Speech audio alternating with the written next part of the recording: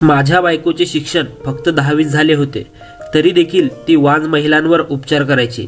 आणि आश्चर्याची गोष्ट म्हणजे ती ज्या वांज महिलेवर उपचार करायची ती प्रेग्नेंट राहायची. तिने टेरेसवर असलेल्या रूममध्ये तिचे क्लिनिक बनवले होते, परंतु तिथे जाण्यास फक्त मलाच बंदी होती. मला माझ्या बायकोचा संशय येऊ लागला, म्हणून मी एकदा बुरखा घालून क्लिनिकमध्ये गेलो तर समोरचं दृश्य पाहून माझ्या पायाखालची जमीन सरकली. कारण माझी बायको तर त्या महिलांसोबत. माझे नाव मनोज आहे. आमची आर्थिक परिस्थिती चांगली नसल्यामुळे आम्ही बरेच दिवस हालाकीतच काढले. माझे चांगले शिक्षण असूनही मला नोकरी मिळत नव्हती आणि माझ्या बायकोची फक्त 10वी झाली होती. आमच्या हालाकीचे दिवस चालू असल्यामुळे माझ्या बायकोने एक कल्पना काढली आणि तिने आमच्या घरच्या टेरेसवर एक क्लिनिक सुरू केले. तिथे ती वांज असलेल्या महिलांवर उपचार करायची. सुरुवातीला तर 1 वर्षात काहीच प्रतिसाद नव्हता.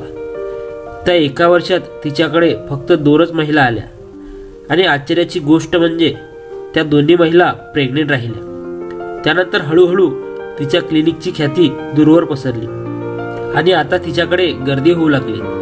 माझी बायको दररोज दिवसभर छतावर वांज असलेल्या महिलांवर उपचार करायची आणि मी खाली काउंटर सांभाळायचो. माझी बायको त्या बदल्यात मला चांगला पगार द्यायची. एक दिवस सकाळी सकाळी क्लिनिकमध्ये एक जोडपं आले होते. मी फक्त त्या बाईलाच वर क्लिनिकमध्ये पाठवले आणि तिच्या नवऱ्याला खाली सोफ्यावर बसवलं. अर्धा तास होऊन गेला तरी त्याची बायको खाली आली नव्हती. त्यामुळे तिचा नवरा जरा जास्तच हट्ट करू लागला. मी त्याला म्हणालो, वर तुमच्या बायकोसोबत आणखीही काही महिला आहेत, त्यामुळे मी तुम्हाला वर जाऊन देऊ शकत नाही. माझी बायको देखील मला कधीच वर येऊ देत नाही. माझ्या या बोलण्यावर तो शांत बसला. थोडाच वेळ झाला तर बुरखा घालून 2 महिला आल्या आणि वर क्लिनिकमध्ये निघून गेल्या. 2 तास झाल्यानंतर त्या माणसाची बायको खाली आली. मी एक नजर त्या बाईवर टाकली तर तिच्या हातात कोणतेही औषध वगैरे काही नव्हते, पण तिच्या चेहऱ्यावर आनंद खूप होता. ते दोघे नवरा बायको निघून गेल्यानंतर त्या बुरखा घातलेल्या महिला देखील त्यांच्या मागोमाग निघून गेल्या. माझी बायको समृद्धी देखील क्लिनिकमधून खाली आली. तिने चेहऱ्यावरचा मास्क काढला आणि हातातले हँड ग्लोव्ज शेजारी असलेल्या कचरा पेटीत टाकले. तिच्या चेहऱ्यावर आनंद दिसत होता. शेवटी मी तिला हिम्मत करून एक प्रश्न विचारला, समृद्धी, तू एवढी शिकलेली नसूनही या महिलांवर उपचार कसे काय करते? त्यावर ती म्हणाली, माझ्यासाठी एवढेच पुरेसे आहे की मी कित्येक वांज असलेल्या स्त्रियांचे संसार मोडण्यापासून वाचवलेले आहेत. पण माझ्या प्रश्नाचे हे उत्तर नव्हते. तरीही मी शांत बसलो. माहित नाही ती माझ्यापासून कुठले रहस्य लपवत होती. शेवटी मी तिचा नवरा होतो. तिने मला तरी ते रहस्य सांगायला हवं होतं. सुरुवातीला तर मी तिच्या या बिझनेसकडे अजिबात लक्ष देत नव्हतो, परंतु तिची प्रसिद्धी हळूहळू खूप दूरवर पसरली. सुरुवातीला तर 1-2 महिलाच तिच्याकडे उपचारासाठी यायच्या, परंतु आता दिवसातून तिच्याकडे भरपूर महिला उपचारासाठी यायला लागल्या होत्या. आता तिला एकटीला सांभाळायला खूप अवघड झालं होतं. त्यामुळे तिने खाली काउंटर चालू केलं आणि तिला मदत व्हावी म्हणून मी त्या काउंटरवर बसू लागलो. मी त्या काउंटरवर बसून त्या वांज असलेल्या महिलांचे आणि त्यांच्या नवऱ्याचे ब्लड सॅम्पल घेत होतो. त्यांचा हा उपचार 3 ते 4 तास चालायचा. मी प्रत्येक वेळेस विचारायचो, तू त्या महिलांवर नेमका काय उपचार करते? पण समृद्धी प्रत्येक वेळेस माझ्या प्रश्नाचे उत्तर टाळायची. समृद्धीच्या क्लिनिकमध्ये मला जाण्यास पूर्ण बंदी होती. मला हे समजत होते की क्लिनिकमध्ये पेशंट असल्यावर मी तिथे जाऊ शकत नाही, पण पेशंट नसल्यावरही मला तिथे जाण्यास सक्त मनाई होती. असे का? मी माझ्या बायकोला जास्त प्रश्न विचारू शकत नव्हतो, कारण खूप वर्षापासून मी स्वतः बेरोजगार होतो आणि तिच्या कमावलेल्या पैशावरच माझे घर चालत होते. सुरुवातीला तर 2 वेळेसचे जेवण मिळणे देखील कठीण होते. त्या 2 मुलांची जबाबदारी डोक्यावर होती. मी बेरोजगार असल्यामुळे कधीकधी मला ती टोमणे द्यायची आणि माझ्यासोबतच बराच वेळ भांडण करून माहेरी देखील गेली होती.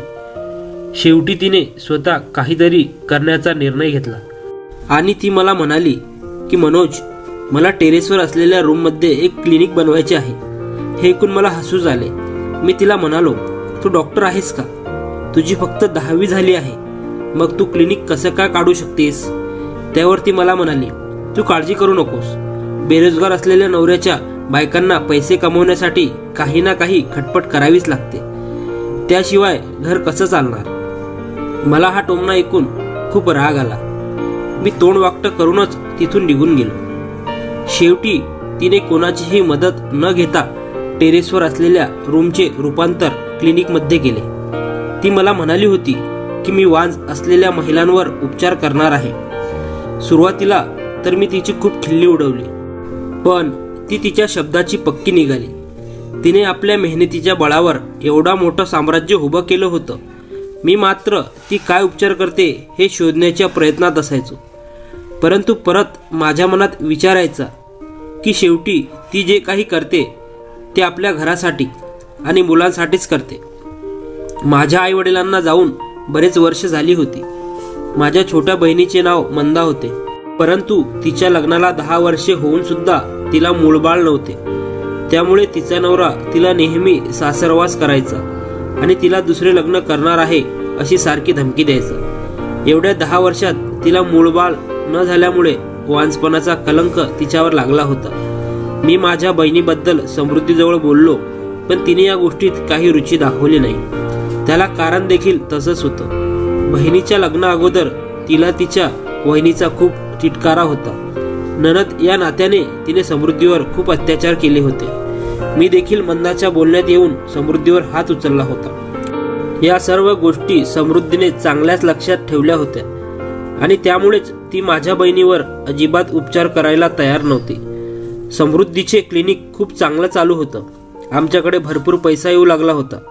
सगळीकडे आनंदी आनंदच होता. पण मला रात्रभर समृद्धी नेमकं काय उपचार करते या विचाराने झोप येत नव्हती. एक दिवस भरपूर वय असलेला माणूस माझ्याकडे आला. मी तिथे त्याला सोफ्यावर बसवलं आणि त्याच्या बायकोला वर क्लिनिकमध्ये पाठवलं. आता अर्धा तास झाला होता की 2 बुरखा घातलेल्या बायका आल्या आणि वर क्लिनिकमध्ये जाण्यासाठी माझ्याजवळ परवानगी मागू लागल्या. मी त्या 2 बायकांना देखील वर क्लिनिकमध्ये पाठवून दिलं.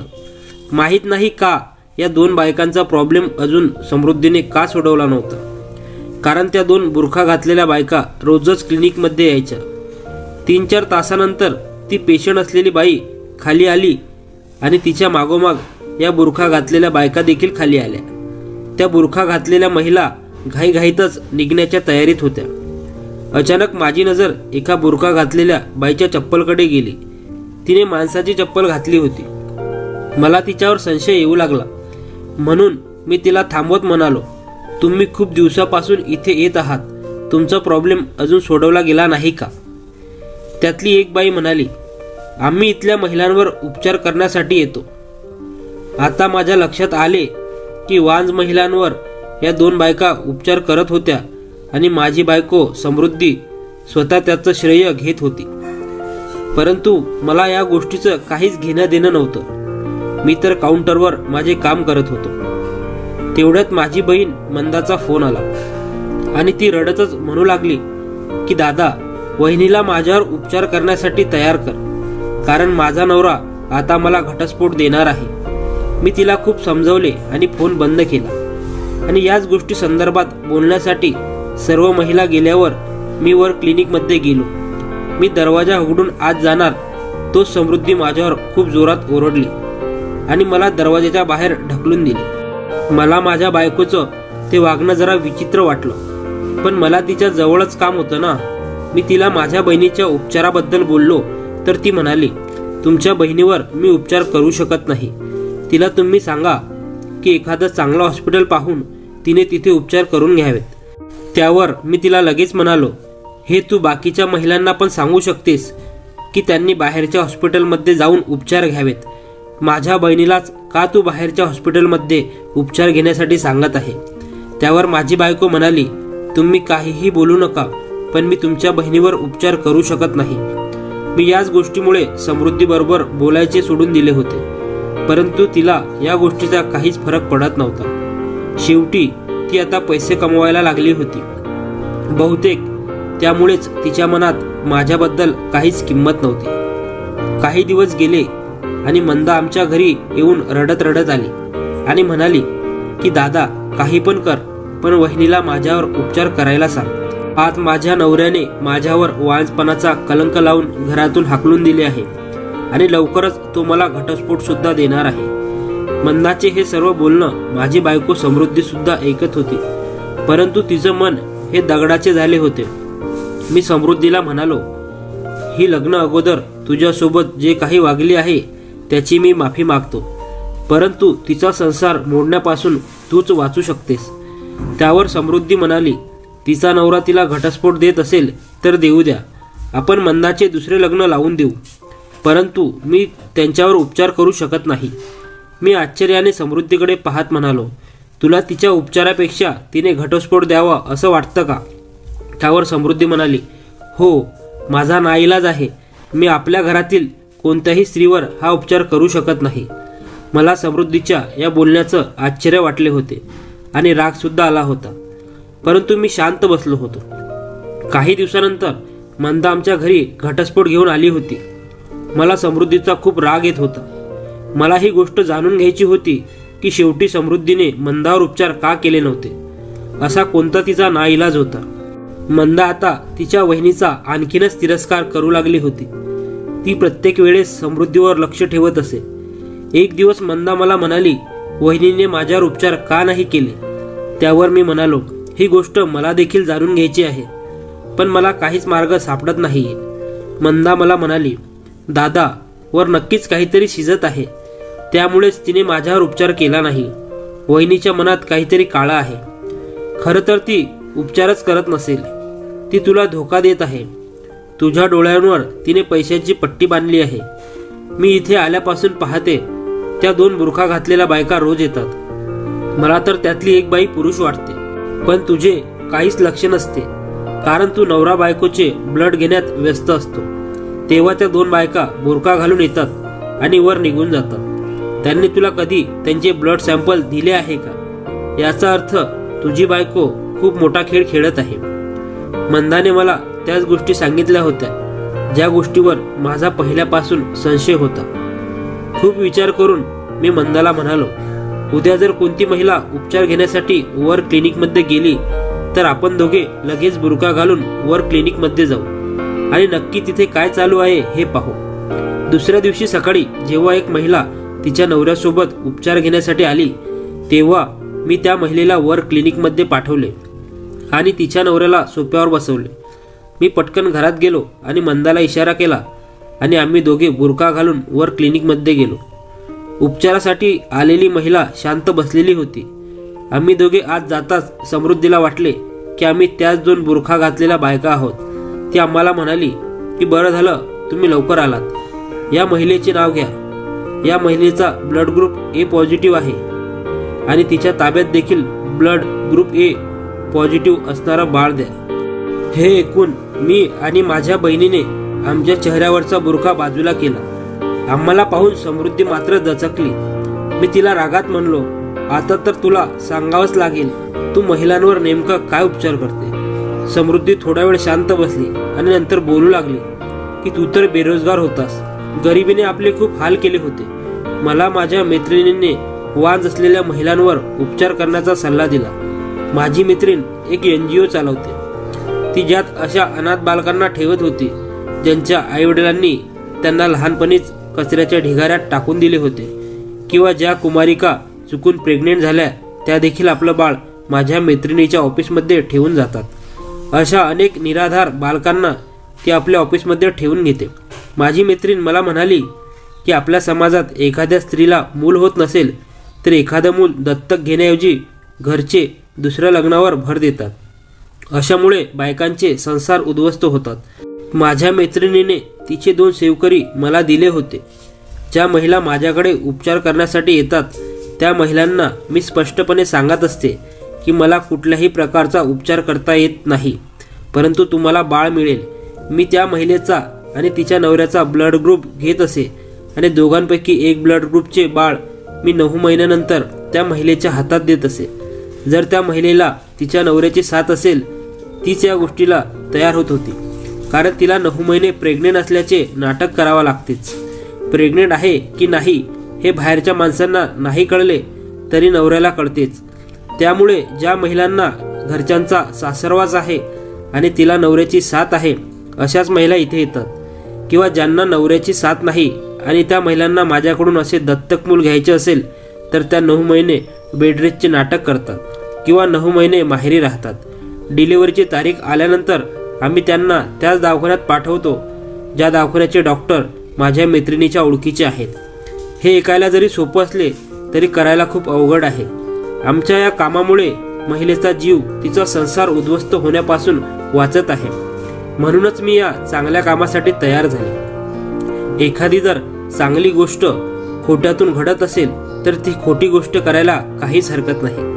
मी मंदाचा यासाठी उपचार करत नव्हते की मला भीती होती आमचे रहस्य तिला कळेल आणि आमच्या दोघींचे संबंध चांगले नसल्यामुळे ती बाहेर सांगेल. त्यावर मंदा म्हणाली, जर तुम्ही माझ्यासाठी असे काही केले असते तर मी कोणालाच काहीच सांगितले नसते आणि 9 महिने इथेच राहिले असते. माझा संसार तरी वाचला असता आणि मी घटस्फोट सुद्धा घेतला नसता. पण ही सगळी माझीच चुकी आहे. जर मी तुमच्याशी लग्न अगोदर वाईट वागले नसते तर कदाचित तुम्ही माझ्यावर विश्वास ठेवून मला साथ दिली असती. पण इथून पुढे मी तुम्हाला या कामात साथ देईन, कारण तुमचं हे काम समाजासाठी खूप चांगले आहे. तुमच्या कामामुळे ज्या आईवडिलांना बाळ नाही त्यांना बाळ मिळते आणि जी बाळ अनाथ आहे त्यांना आईवडील मिळतात. आणि त्यामुळेच हजारो स्त्रियांचा संसार उद्ध्वस्त होण्यापासून वाचतो. समृद्धी आणि मंदा एकमेकांच्या गळ्यात पडून रडत होत्या आणि माझ्या डोळ्यातून देखील अश्रू वाहत होते. माझ्या बायकोने एवढी हिंमत करून एवढे जोखमीचे काम समाजातल्या पीडित महिलांसाठी हाती घेतले होते. तिला खरंच माझा सलाम. मला माझ्या बायकोचा अभिमान वाटू लागला होता.